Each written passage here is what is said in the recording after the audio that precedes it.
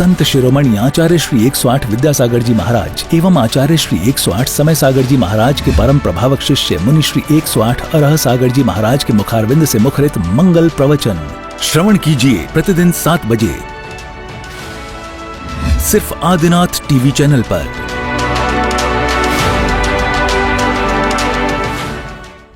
राजस्थान के किशनगढ़ का Tilak stone and arts private limited, जो अपनी चमक दमक के लिए प्रसिद्ध है, जहां पर मिलता है हर प्रकार का उच्च क्वालिटी का मार्बल एवं उससे बने उत्पाद, ऐसे ही तिलक ग्रुप परिवार को सौभाग्य मिला है परम पूज्य मुनि श्री अरह सागर जी महाराज के प्रवचन का पुण्यार्जक बनने का। ये एक ऐसा परिवार है जो समाज एवं संत सेवा में हमेशा अग्रसर रहता है और इसकी सेवाएं भी हमेशा उपलब्ध रहती हैं। इस कार्यक्रम के पुण्यार्जक हैं स्वर्गीय श्री ताराचंद जी प्रेमलता जी गंगवाल की पुण्य स्मृति में प्रवीण, संजय, राजीव, ऋषिका, शाश्वत एवं विधान गंगवाल तिलक ग्रुप और तिलक मार्बल परिवार किशनगढ़ राजस्थान के सौजन्य से। वेबसाइट www.tilakstonearts.com, संपर्क सूत्र 9319374633, ईमेल sales@tilakstonearts.com। इस कार्यक्रम के पुण्यार्जक हैं स्वर्गीय श्री ताराचंद जी प्रेमलता जी गंगवाल की पुण्य स्मृति में प्रवीण, संजय, राजीव, ऋषिका, शाश्वत एवं विधान गंगवाल तिलक ग्रुप और तिलक मार्बल परिवार किशनगढ़ राजस्थान के सौजन्य से। वेबसाइट www.tilakstonearts.com, संपर्क सूत्र 9319374633, ईमेल sales@tilakstonearts.com।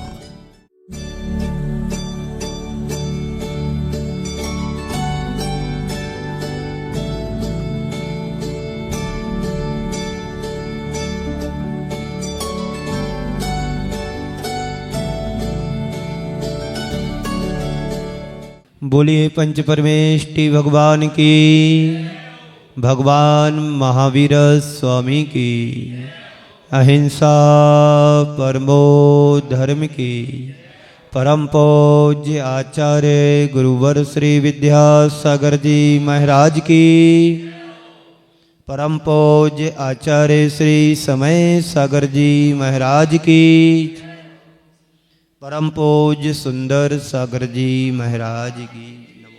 आज आप सभी का बड़ा पुण्य का उदय है कि आज हम सबको सूर्य की प्रथम किरण देखने को मिला।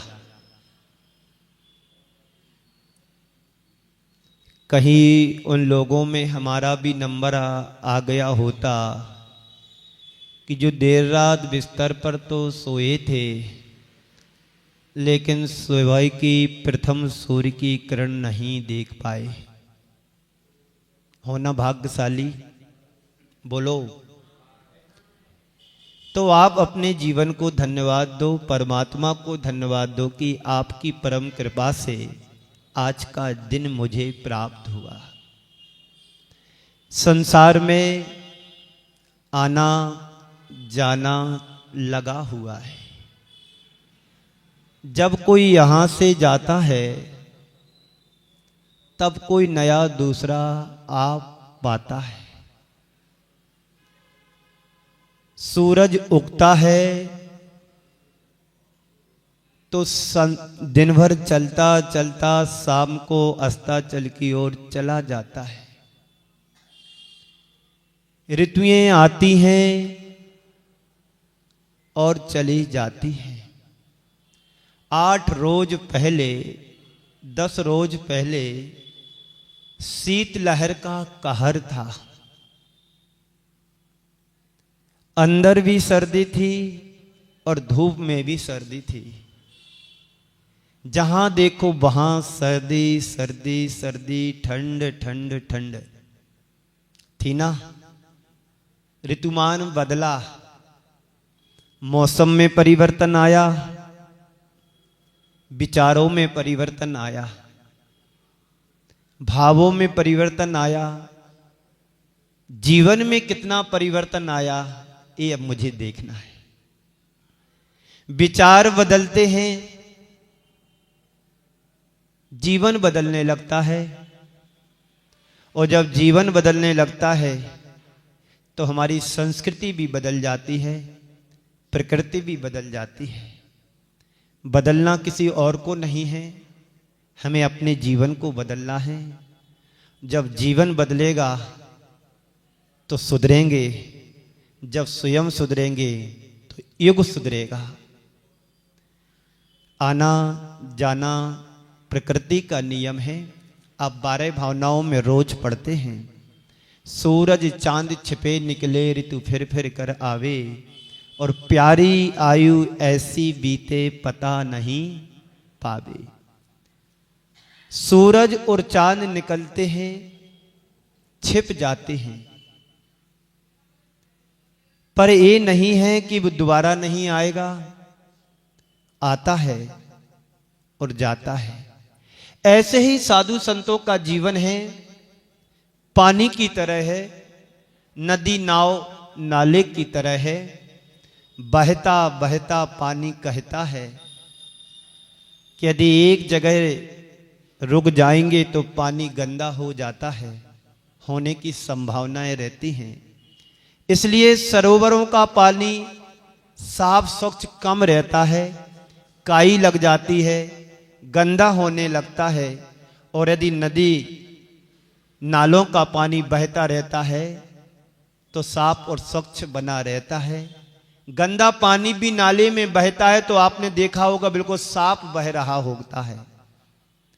ऐसे ही साधु संतों का जीवन है, नदी की तरह बहता रहता है।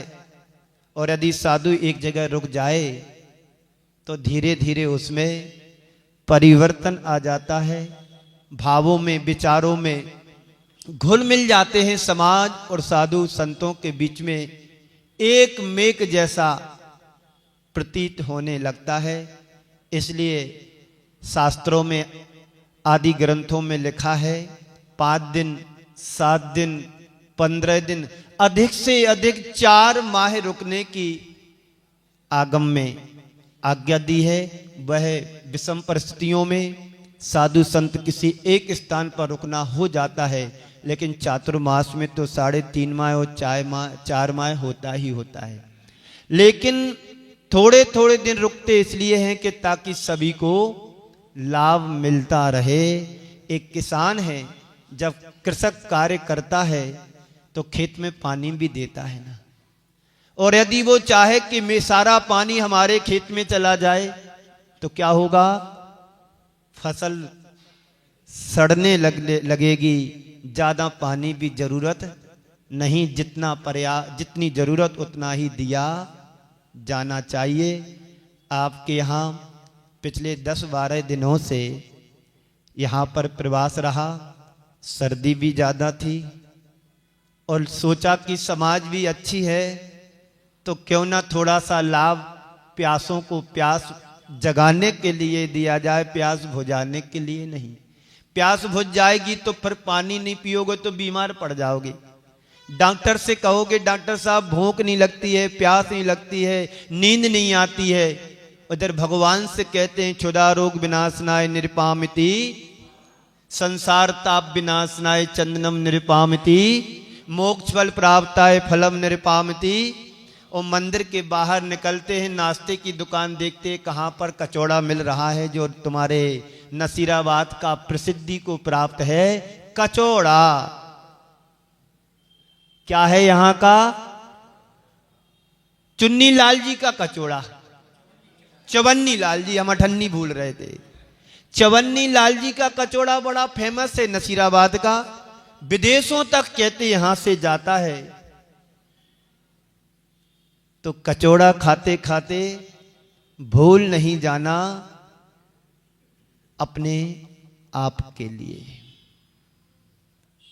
तो पानी एक जगह रहता है, सड़ने लगता है, गंदे होने की संभावना रहती है, तो पानी बहता हुआ अच्छा लगता है। ऐसे ही साधु संतों का जीवन है, बहते हुए पानी की तरह। तो सूरज चांद छिपे निकले ऋतु फिर फिर कर आवे। ऋतुएं आती हैं चली जाती हैं। अभी सर्दी चल रही है, एंड आ गया सर्दी का, AND, एंड END, एंड। दो एंड हैं, एक एंड कहता है पर्याप्त हो गया, अब मुझे कुछ नहीं चाहिए। दूसरा एंड कह रहा और, क्या कह रहा है? और। ई एंड डी कह रहा है अब नहीं चाहिए, एंड करो, पर्याप्त हो गया। लेकिन ए एंड डी एंड कहता है और लाओ, जोड़ो। किसको जोड़ो? किससे? किससे किसको जोड़ना है? धन से अपने आप को जोड़ना है? बोलो, जोड़ना है। धन जोड़ोगे तभी ना औरों का काम कर पाओगे।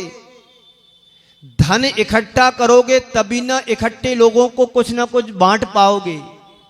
घर परिवार में पिताजी जब वृद्ध होने को होते हैं तो परिवार के चारों पांचों बेटों को बुलाते हैं, आइए, अब मेरा कोई भरोसा नहीं, ये पैसा है, ये संपत्ति है, ये प्रॉपर्टी है, प्लाट है, मकान है, दुकान है, आप अपने अपनी अनुकूलता से थोड़ा थोड़ा सब व्यवस्थित कर लीजिए, मेरा कोई भरोसा नहीं। पर संत कहते हैं जोड़ो ना जोड़ो, ना जोड़ो किसी को, ना किसी दूसरे को जोड़ने का अवसर दो। जो जोड़ा है उसे छोड़ो। तो जीवन की भलाई इसी में है। एक व्यक्ति अपनी संतान को संपत्ति दे रहा था, वसीयत कर रहा था, बेटे को बुलाया, बोला बेटा यह मेरी वसीयत है, तू साइन कर ले और अपने पास रख ले। पहले एक उदाहरण सुनाता। मैं सूरत में था, वहां पर भी किसी ने मुझे सुनाया था। ये सत्य घटना है। आदमी एक एक दीवार पर 1 फीट की 9 इंच की दीवार पर लड़ते हैं कि दीवार मेरी है, ये दीवार मेरी है। पर उसे पता होना चाहिए ये वसुधा काहू की नहीं रही। भरत और बाहुबली ने भी युद्ध किया था इस भूमि के लिए, पर दोनों छोड़ करके मुक्ति के अधिकारी बन गए और हम अभी जोड़ने में ही लगे हैं। तो ये वसुधा काहू की नहीं रही। तो सूरत की ये बात है, किसी ने जब मेरा चातुर्मास हो रहा था वहां पर 2015 में, तो वहां के लोगों ने एक सुनाया कि 2 भाई, एक पिताजी ने सन्यास लेने के पहले अपने बड़े बेटे से कहा कि देख बेटा, मेरे पास 200 करोड़ की संपत्ति मेरे बैंक में है और इस पर तू साइन कर दे, ये तेरे नाम कर रहा हूं। तो बड़ा बेटा कहता नहीं पिताजी, छोटे बेटे को दे दो। ये सत्य घटना है। बड़े बेटे ने कहा आपकी परम कृपा से, प्रभु की परम कृपा से मेरे पास पर्याप्त है।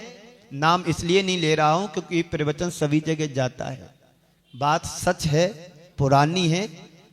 इस समझ लो 20 साल 15-18 साल पुरानी होना चाहिए।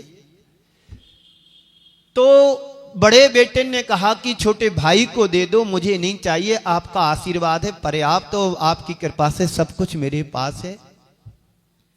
छोटे बेटे को 200 करोड़ रुपए का बैंक का अकाउंट सेटल उसके नाम कर दिया। फिर पिताजी ने समाधि ली, व्रत लिए, समाधि ली और समाधि मरण किया। यदि आपके पास, आपके पिताजी के पास मान लो 50 लाख रुपए 1 करोड़ की संपत्ति है, यदि बड़े पिताजी तुम्हारे बड़े बेटे को देंगे तो बड़े बेटे का क्या भाव बनेगा कि पिताजी जल्दी जल्दी बताओ कहां साइन करना है, आपको मेरे को इनाम कर दो और किसी को बताना नहीं। ये भाव आएगा कि ये भाव आएगा कि हमारे 4 भाई हैं, मेरे तो पास चाहिए, जरूरत नहीं है, इन 3 भाई को दे दो, कि ये भाव आएगा। बोलो पहले वाला कि दूसरा वाला? पहले वाला आएगा। दाम बिना निर्धन दुखी, तृष्णा व धनवान, कहूं न सुख संसार में सब जग देखो छान। ना माया अमर है ना काया अमर है, सब दोनों नाशवान है। तो वह व्यक्ति अपनी संतान को संपत्ति दे रहा है, वसीयत कर रहा था, बेटे को बुलाया, बोला बेटा यह मेरी वसीयत है, तू इस साइन कर ले और अपने पास रख ले। बेटे ने कहा ठीक है पिताजी, आप वसीयत कर रहे हैं, मैं रख रहा हूं, पर यह वसीयत आप किस लिए कर रहे हैं? पिताजी बोलता है बेटा यह संपत्ति तेरे काम में आएगी। पिताजी बेटे से कह रहा है ये संपत्ति तुम्हारे काम में आएगी, तू अपने जीवन में इसका उपयोग करना, उपभोग करना। बेटा बोला पिताजी आपने मुझे इतना पढ़ा लिखा करके योग्य बना दिया, सबल बना दिया, मेरा अच्छा बिजनेस सेटल हो गया है, फिर यह वसीयत करके आप अपनी संपत्ति मुझे क्यों दे रहे हो? आपकी कृपा से सब कुछ मुझे मिला है, योग्य बना दिया, योग्यता दे दी, आपका आशीर्वाद है, आपका सब कुछ मेरे पास है, पर ये वसीयत मुझे क्यों दे रहे हो? बेटा बोला ठीक है तू रख ले, जितना तेरे काम आएगा उतना तू काम में ले लेना, बाकी अच्छे काम में लगा देना। ऐसी सोच बहुत कम लोगों की हो पाती है। तब बेटे ने कहा पिताजी यदि अच्छे काम में ही लगाना है तो आप ही अपने हाथों से क्यों नहीं लगा देते हो? दान ही करना है तो आप अपने हाथों से क्यों नहीं कर देते हो? आपके जाने के बाद अगर मैं अच्छे काम में लगाऊंगा तो आपके काम में आने वाला नहीं है। आपके द्वारा दिया हुआ दान या योगदान आपके साथ जाएगा, किसी और के साथ जाने वाला नहीं है। इसलिए निज हाथ दीजे साथ लीजे, खाए खोया बह गया। आप भोजन करोगे ना, नाश्ता करोगे ना, तो पत्नी का पेट भरने वाला नहीं है, और पत्नी बनाते बनाते नाश्ता स्वयं कर ले तो पति का पेट भरने वाला नहीं है। पति का जेब पति के द्वारा भरा जाएगा और पत्नी का पेट पत्नी के द्वारा भरा जाएगा। तो पिताजी यदि मैं आपके जाने के बाद यदि दान करूंगा तो आपको कुछ मिलने वाला नहीं है, मेरे ही काम में आएगी। आपने जीवन भर धन जोड़ा, उस धन को जोड़ने में ना जाने कितने खट कर्म किए होंगे। बिना खट कर्म के कोई कर्म फलता है? अभी महाराज श्री आपको सुना रहे थे कि जिंदगी भर कर्म करते हैं और बिना कर्म किए किसी को फल मिलने वाला नहीं है। पंचम काल है, कर्म भूमि है, और कर्म भूमि के हम सभी जीव हैं, और बिना कर्म किए पेट भी नहीं भरता और पेटी भी नहीं भरती है। दोनों को भरना है तो कर्म करना होगा। पेट की तो एक सीमा है कि 4 रोटी डालना है कि 5 रोटी डालना है, कितना पानी पीना है, कितना खाना खाना है, कितना नाश्ता करना है, लेकिन पेटी की कोई सीमा होती है? उसकी कोई सीमा नहीं, वो असीमित है। जिंदगी भर व्यक्ति पेट के लिए नहीं जोड़ता है, पेटी भरने की चिंता में जीता है, और जिन चिंता में जीता जीता एक दिन चिंता उसकी चिता में बदल जाती है और हाय हाय करके सब यहीं पर छोड़ करके चला जाता है। इसलिए संत कहते हैं चिंता नहीं चिंतन करो। चिंतन करोगे तुम्हारे जीवन की सार्थकता में बदलेगा तुम्हारा जीवन, और चिंता करोगे तुम्हारा जीवन चिता में बदल जाएगा, और चिता की परिणति यही होती है, अंतिम चिता राख में बदल जाती है, और राख हवा चलते ही उड़ जाती है। इसलिए चिंता नहीं चिंतन करो। चिंतन करोगे आत्मा का कल्याण होगा, और चिंता करोगे शरीर का विनाश होगा। तुम क्या चाहते हो तय करो, चिंतन की चिंता। तो कहता है बेटा कि पिताजी तुमने जिंदगी भर धन जोड़ा था, ना जाने उस धन के जोड़ने में कितने खट कर्म किए, आप मेरे मोह में इसे क्यों छोड़ रहे हो? मुझे उसकी कोई आवश्यकता नहीं है, जरूरत नहीं है। मैं उपकारी हूं आपका कि आपने मुझे पढ़ा लिखा करके योग्य बना दिया, और आपके आशीर्वाद और प्रभु की परम कृपा से मेरे पास मुझे किसी चीज की कोई कमी नहीं है। मैं आपसे केवल इतना कहना चाहता हूं कि ऐ वसीयत आप मेरे नाम मत करो, जो कुछ भी करना है आप अपने हाथों से ही इसका तिया पांचा करके जाओ, अपने ही हाथों से परमार्थ के क्षेत्र में लगा दो, मानवता के कल्याण में लगा दो, दीन दुखियों के जीवन के लिए सहयोग कर दो। लगाना ही है तो वहां लगाओ, मुझे किसी भी चीज की जरूरत नहीं है। पिता ने कहा बेटा कुछ तो ले लो। पिता की भावना रहती है, माँ की भी भावना रहती है। जब माँ अपने बेटे को खाना खिलाती है, परोसती है, तो बार बार कहती बेटा ये को ले ले, बेटा ये को ले ले। माँ अपना पेट को बचा करके माँ अपने पेट को बचा करके अपने बेटे को खिलाती है। एक माँ की ममता की कहानी है, मैं आपको शॉर्ट में सुनाता हूं कि माँ की ममता कैसी होती है। माँ सारी रात रात जाग करके अपने बेटे को पालती है, पोसती है। कम उम्र में बेधब्ध हो जाती है, विधवा हो जाती है। जब बालक कितने साल का होता है? 4-5 साल का होता है। अभी यहां पर 2 साल की 2.5 साल की बच्ची बैठी है, ये तो बहुत छोटी है। थोड़ा और बढ़ा देता हूं, 5 साल की उम्र में उसका पिता खत्म हो जाता है। पत्नी अपने बेटे को पालने के लिए मशीन चला चला करके, कपड़े सिल करके पैसे कमाती है, और पैसे के साथ साथ बेटे को संस्कार भी देती है, और बेटे को पढ़ा लिखा करके योग्य बनाती है। जब बेटा स्कूल से कॉलेज में पहुंच जाता है, तो बेटा किसी लड़की के चक्कर में आकर के माँ को ही भूलने लगता है। माँ रोज बच्चा जब तक स्कूल से नहीं आता था तब तक इंतजार करती थी, बेटा आएगा, उसको खाना खिलाएगी, उसको बैठा लेगी, पूछेगी, सारी चीजें उसके साथ शेयर करती थी। उसके बाद माँ भोजन करती थी। एक क्रम काफी समय तक चलता रहा।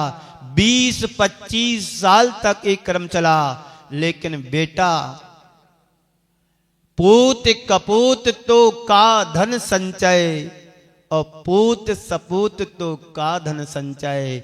बेटा यदि अच्छा है, संस्कारवान है, तो कमाने की जरूरत नहीं। और बेटा संस्कारहीन है, कितना भी कमा के जाना बाबूजी, सब यहीं गमा देगा।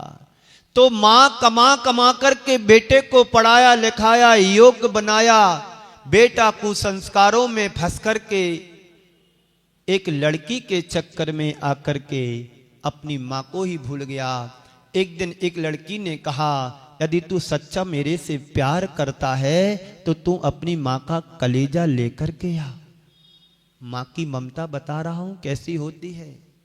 यदि तू मेरे से सच्चा प्यार करता है तो तू अपनी मां का कलेजा दिल लेकर के मुझे ला करके दे, तो मैं समझूंगा तू मेरे से सच्चा प्यार करता है। और आजकल यही सब कुछ हो रहा है।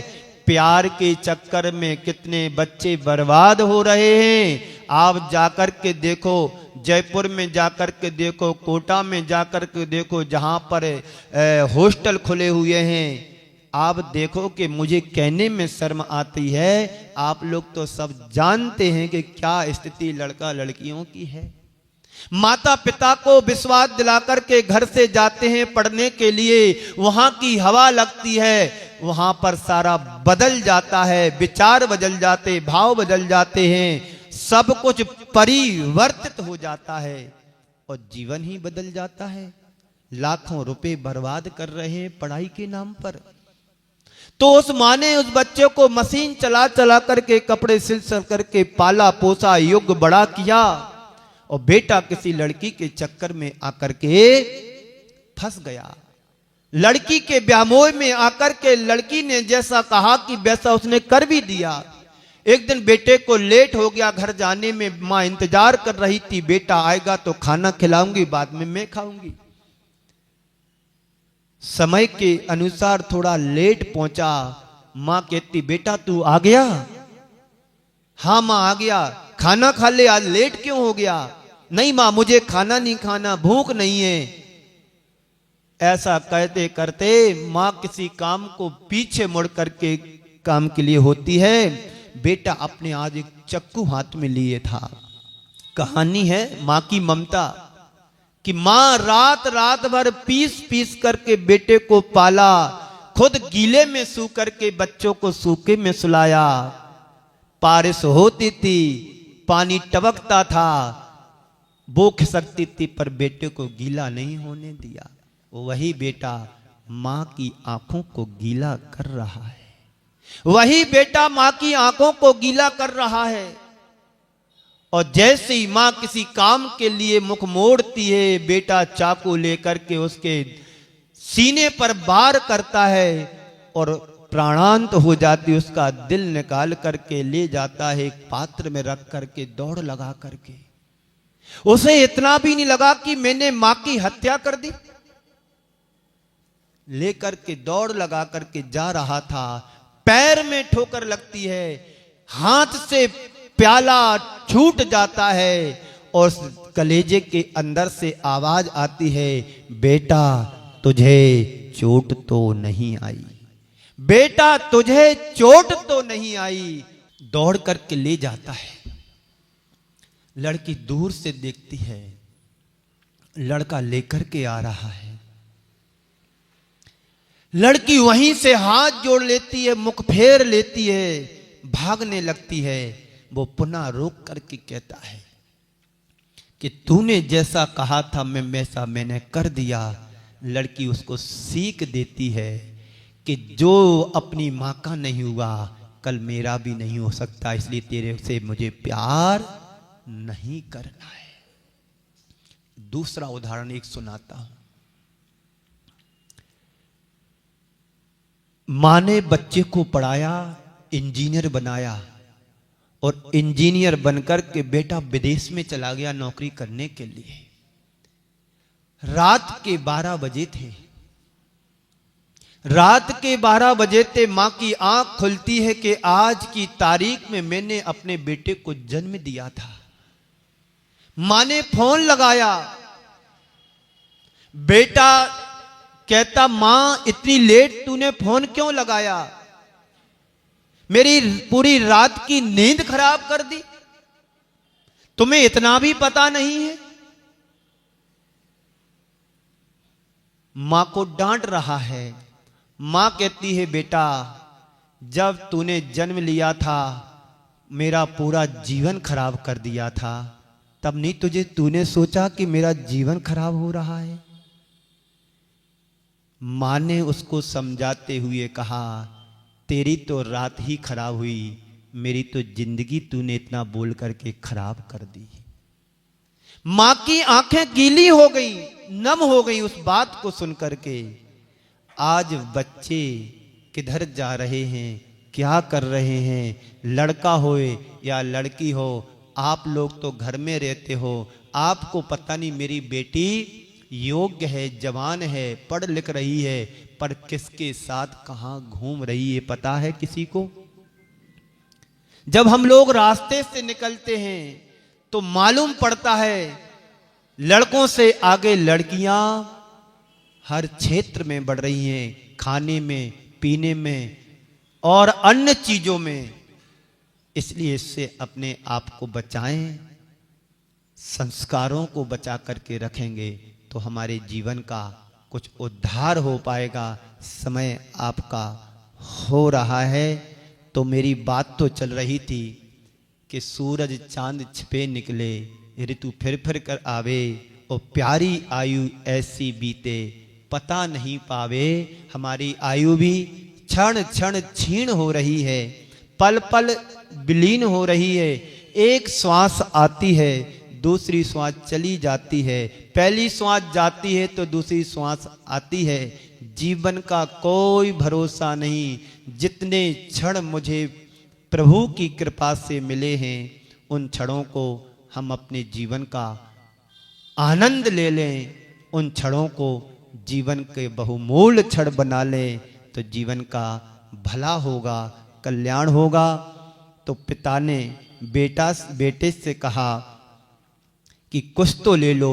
बेटे ने कहा, पिताजी अच्छा यह बताओ कि आप सब यह मुझे क्यों दे रहे हो? इसलिए कि हम साथ लेकर के नहीं जा सकते। अगर ले जाने की व्यवस्था यदि होती तो कोई माँ बाप अपनी संतान को वसीयत देकर के नहीं जाता। क्यों मोनू, आप देकर के जाओगे? यदि व्यवस्था प्रभु ने ऐसी बना दी कि तुमने सारी जिंदगी मेहनत करके जोड़ा है, तो आप अपने बच्चों को देकर के जाओगे? या ले जाने की व्यवस्था है तो ले जाके जा सकते, क्योंकि यहां का कमाया वहां काम आएगा। बोलो, छोड़कर जाते हो या छोड़ते हो या छोड़ना पड़ता है। पिता का जवाब सुनकर के बेटे ने कहा, पिताजी इसलिए तो मैं कह रहा हूं कि आप इसे छोड़ो मत, ले जाओ। क्या करो? ले जाओ। यदि तुम लोग अपनी संपत्ति को अपने साथ ले जाना चाहते हो तो उसका एक ही उपाय है, एक ही तरीका है, करेंसी को एक्सचेंज कर लो। आप परदेश जाते हो, विदेश में जाते हो, तो यहां का पैसा वहां नहीं चलता, यहां का रुपया वहां नहीं चलता, वहां डॉलर में बदल जाता है। यहां जमा करते हो, वहां की रुपए, वहां की राशि उस बदले में निकाल लेते हो। फिर क्या होता है? उसका उपयोग करते हो। भारत का रुपया अमेरिका में चलेगा क्या? क्या होता फिर वहां? अमेरिका में लेकर जाओगे तो चलेगा नहीं, वहां तो तुम्हें वहां की करेंसी लेना पड़ेगी, डॉलर में बदलना पड़ेगा। और आप अपने जीवन को डॉलर में बदल रहे हो। कोई किसी को देख करके बड़ा टॉइंटबाजी करता है, होता नहीं होता? होता है। संत कहते हैं, तुम अपने जीवन के साथ यदि ले जाना चाहते हो तो आप अपनी करेंसी को भावों में बदलो, पुण्य में बदलो। जो इस भाव में भी काम आएगा वो पर भाव में भी साथ जाएगा। चाहते हो करेंसी को चेंज करना? बस यदि आप अपनी संपत्ति को साथ लेकर के जाना चाहते हो तो परमार्थ के कार्य में लगाकर इस करेंसी को एक्सचेंज कर लो। मानवता के कल्याण में लगा करके इस करेंसी को चेंज कर लो। करुणा दान में दे करके करेंसी को चेंज कर लो। पर प्राणी की सेवा में लगा करके अपनी करेंसी को चेंज कर लो। और ना कर सको तो उपभोग जितना बने उतना कर लो। सोने की रोटी बनवा कर खाओ, ज्वार बाजरा में कोई फायदा नहीं है। महंगा हो रहा तो पौष्टिकता ज्यादा मिलेगी सोने में, चांदी में। क्यों? जितनी महंगी दवाई तुम खाते उतना ज्यादा स्वास्थ्य तुम्हारा ठीक होता है। क्योंकि मेंटलिटी ऐसी बना करके रखी है, अब सामान्य डॉक्टर से काम नहीं चलेगा। जहां पर 5,000 फीस लगेगी और महीने भर पहले से नंबर लगाना पड़ता, वो डॉक्टर ज्यादा बहुत अच्छा है। अब भारत के डॉक्टर से नहीं, जो अमेरिका से महीने में एक दिन आता है उस डॉक्टर की दवाई कराना है। ये विश्वास तुम्हारा जमा है। कहां से विश्वास? अपनी आत्मा पर जमा लो कि आत्मा परमात्मा के लिए हमने समर्पित कर दी। इससे बड़ा डॉक्टर संसार में कोई दूसरा हो नहीं सकता है। ये डॉक्टर वो है, देखता किसी को नहीं है, पर दवा सबको देता है और रोग सबका हरता है। ये वो डॉक्टर है। बाहर के डॉक्टर डिग्री वाले हैं और फ्रॉड भी डॉक्टर मिल जाएंगे, लेकिन यहां पर जो होल मार्का लगा है पूरे ऑल यूनिवर्स में, पूरे विश्व में एक ही सर्वोत्कृष्ट डॉक्टर है, वो हमारे अरिहंत प्रभु। इससे बड़ा कौन डॉक्टर, सब इसके नीचे काम करते हैं, हम लोग भी उनके चपरासी हैं। परमात्मा के उनकी भक्ति करते हैं तो शक्ति मिलती है, और आप भी भक्ति करोगे शक्ति मिलेगी, तो 100% तुम्हारे काम में आएगा यदि तुमने यहां लगाया तो। बाकी सब यहीं छूट जाने वाला है शेखर जी। दौड़ दौड़ के महीने 2 महीने में दिल्ली जाते हो, यहां का पैसा वहां जमा करते हो, यही काम है इनका। सुबह से शाम तक इस दुकान से उस दुकान, उस दुकान से इस दुकान हो, और पत्नी की सुनने अलग है, तुमने ऐसा नहीं किया वैसा नहीं किया, बच्चों की अलग सुनो। इस शेखर जी की कहानी नहीं है, जितने बेटे सबकी यही कहानी है, हर घर की यही कहानी है। इस कार्यक्रम के पुण्यार्जक थे स्वर्गीय श्री ताराचंद जी प्रेमलता जी गंगवाल की पुण्य स्मृति में प्रवीण, संजय, राजीव, ऋषिका, शाश्वत एवं विधान गंगवाल, तिलक ग्रुप और तिलक मार्बल परिवार किशनगढ़ राजस्थान के सौजन्य से। वेबसाइट www.tilakstonearts.com, संपर्क सूत्र 9319374633, ईमेल sales@tilakstonearts.com। संत शिरोमणि आचार्य श्री 108 विद्यासागर जी महाराज एवं आचार्य श्री 108 समय सागर जी महाराज के परम प्रभावक शिष्य मुनि श्री 108 अरह सागर जी महाराज के मुखारविंद से मुखरित मंगल प्रवचन श्रवण कीजिए प्रतिदिन 7 बजे सिर्फ आदिनाथ टीवी चैनल पर।